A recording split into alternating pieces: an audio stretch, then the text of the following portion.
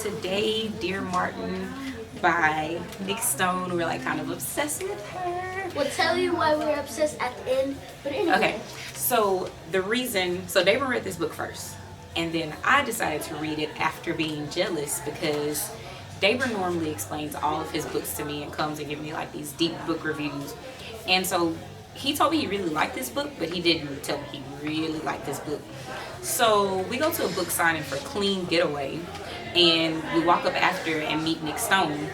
And so he's like, oh my gosh, Dear Martin is so great, and this. And he starts talking about the book, and I'm like, you never told me any of that. So I was kind of jealous because him and Nick Stone was having like this bestie moment. And yeah, it made me really jealous. So I was like, let me go read this book and see if it's really like all it's cracked up to be. And it was. I have to admit, it was a very good book. I also, the entire time I read it, I was like, why didn't we have those conversations? Because you went through a lot that, like, everything that the main character went through, I feel like you've experienced that in some sort of way. So I don't know, like the entire time I was like, Justice and Dave are a lot alike, and Dave didn't come and tell me that he was reading this. And I don't know, like, is that because you were having like that moment while you were reading it and you just were like, okay, I'm keeping it to myself? Or honestly, I've never told you this, but I just like to like skip past all the, like, not skip past it or not forget it. I know it's happened, like I know if I experienced it, but I just don't like going back to that because I don't really enjoy those memories. what, like private school days? Or yeah, like just all of the times that I experienced racism. It's just like when I was reading it, I didn't even know that Justice and me were like the same people. I was just reading the book. So I wasn't doing that. How does this connect? How can I relate to this? I wasn't doing that. I was just, oh yeah. I just feel like it was so many times because he talked about code switching in here, where he acts a certain kind of way in front of the other kid, in front of the white kids, and he acts a certain kind of way in front of his relatives. And I've always, like, I guess, bragged on you being able to do that until going to a conference and realizing that's not really cool. Yeah, because like when I'm at school, because my school is like predominantly white.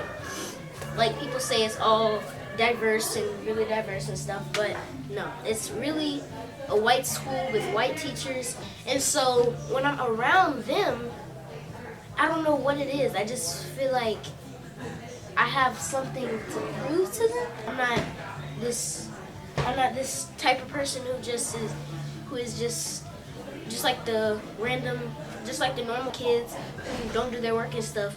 I'm actually somebody doing something good. So I feel like I had something to prove, but when I'm around my friends and when I'm around my cousins and my people, I'm like a whole different person. Dave number 2, well, original Dave, like, what's up? Like, around my white friends, I'll be like, oh, hey. Like, it's like a whole other. Do you feel like, because you talked about, well, we're not going to say his name, but you stopped being friends with the kid recently because of jokes that were made and because he kept on making, like, black jokes.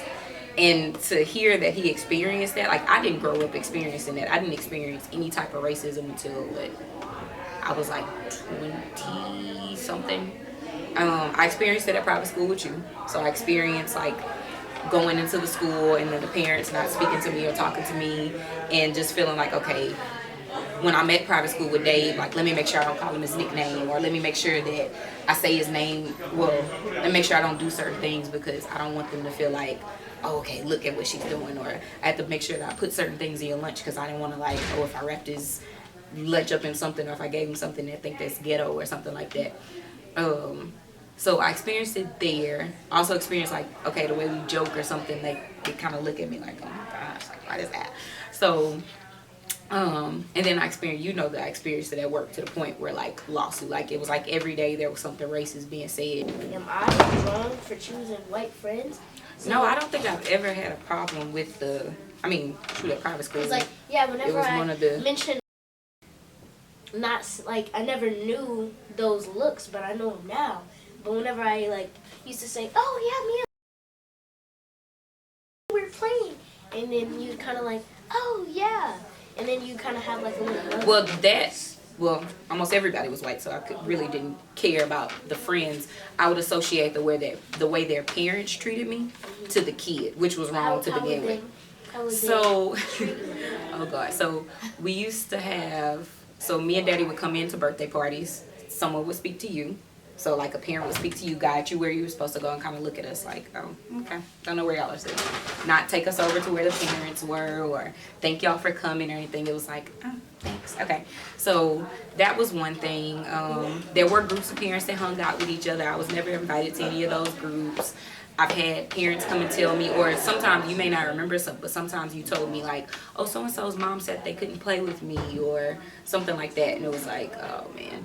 And then you would still play with them. So when I would hear you say you were playing with them in your kiddie mind, you forgot that happened. And I didn't want to remind you. So it was like, okay, like, what are they going to do? Like, I'm not going to stop you from being friends. Did you know that Northland would be like that? Why did you want me to go to that type of school? Why did you? Honestly, Mommy had you at 19. So I was afraid. So many people told me that I was going to like damage you. So to me, yeah, so it was like, oh, you're not gonna know what you're doing, which I didn't. You're not gonna know how to raise him, which I didn't. And so I started looking at what other people were doing, and my idea of success at the time was a really good education. And so to me, the highest that I'd ever heard of for a kid was private school. And so that's what I wanted. And it was hard, but we did it. And now I realize that it's really the stuff that I put in you, because Gotta say those uniforms. I taught you. Yeah. Those uniforms. So, were the okay, worst. back to the book. Yeah. I think I kind of identified with, I think bringing that back to the point that his mom reminded me a lot of what I thought about education from the beginning. Who are the characters? I can relate to her because I just felt like, as a mom, any opportunity that comes, like, I don't think she ever felt, I guess, like she wanted to hear what he was complaining about and the issues that he was going through, which you just experienced this with the teacher that you experienced a racism situation with, and you were upset about us not taking you out of his class. And I didn't want to take you out of his class the same way that she kept sending him to school. Remember, he was like, I'm not going back, whatever. The same way, the reason I didn't take you out of his class is because I couldn't quit my job when people started being racist to me. I was like, okay. That's why I feel like you are SJ's mom. Justice's mom. Justice's mom. But see, this whenever changed. I be like, oh yeah, like when I was like back in 5th grade, you remember Molly? Molly, it was because dating Molly, and then you would be like, oh, she's not your girlfriend. Yeah, and she was like, that's because you were in the 5th grade. So and when I was older, you were like, you would joke and you would be like, yeah, my mom always you'd cuddle up on Daddy. You'd be, yeah, my mom always told me to bring a black boy home. Well, she did, but okay, so to clarify, so this one made me realize, because I've always in my head felt like, okay, because of what you have experienced already, one, I have to have the fear of just the way that the older you get, I'm starting to notice when you're moving around the store, the way that people look at you. I'm starting to notice when you're friends with certain people and how it's like, oh, he can come over our house, but nobody can come over your house. You know, like your friends, it's never like, hey, can we come to his house? So I have to think about, no matter what that little girl or that woman's perspective is, I have to think about you possibly entering into their family and how many people may not be accepting of you going into their family.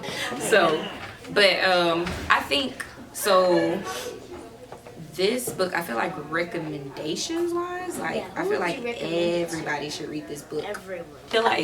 I feel like teachers should read this book, especially teachers in predominantly white areas who are not familiar with, who are just getting black kids where the demographic is changing, because I think sometimes, like, we notice things right off the bat, like, that's racist, but sometimes I don't think that they understand exactly what they're doing. But obviously this is a book that that's obviously for parent and child. It Everyone. obviously opened up a lot of conversation for us. This is just part of the conversation that we're recording because after reading it, he didn't realize it, but I asked him a lot of questions. I actually, as I read it, asked him a lot of questions like, hey, you stopped being friends with so-and-so. Why? Found out about the racist friend.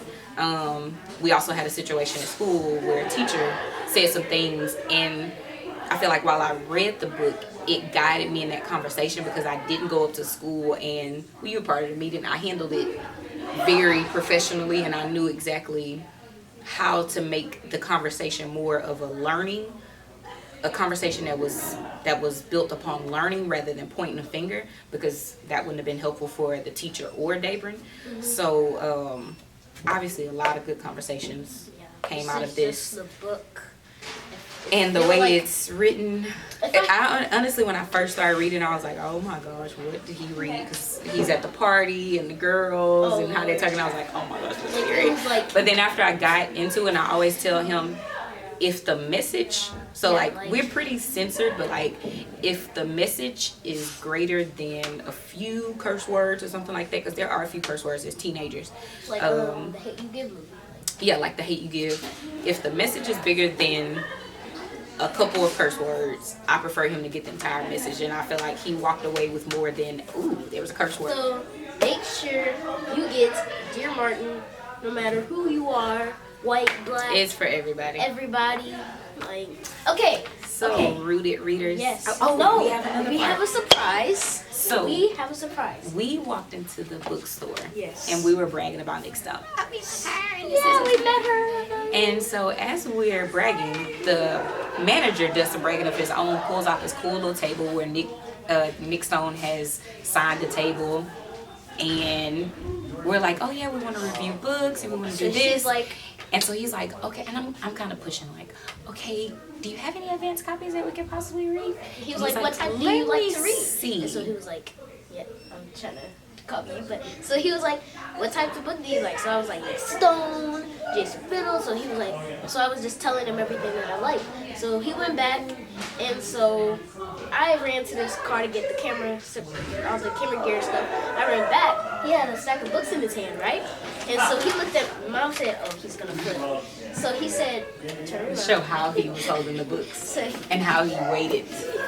So he was like, so he was just talking to Mom. He was Hold it this way. he was like, yeah, this. Yes. So you were like, he's gonna flip.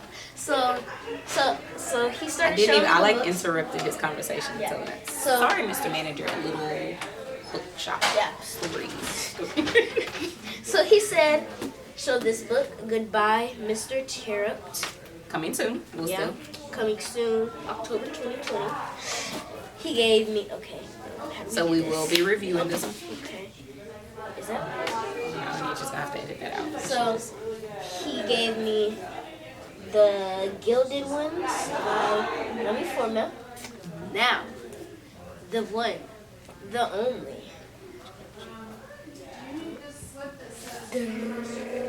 So 8 months in advance, I get to read it first. No, you don't. I get to read it first. But he gave it to me. What? So he gave me Dear Justice, the book that made, like, when we were at the little book signing.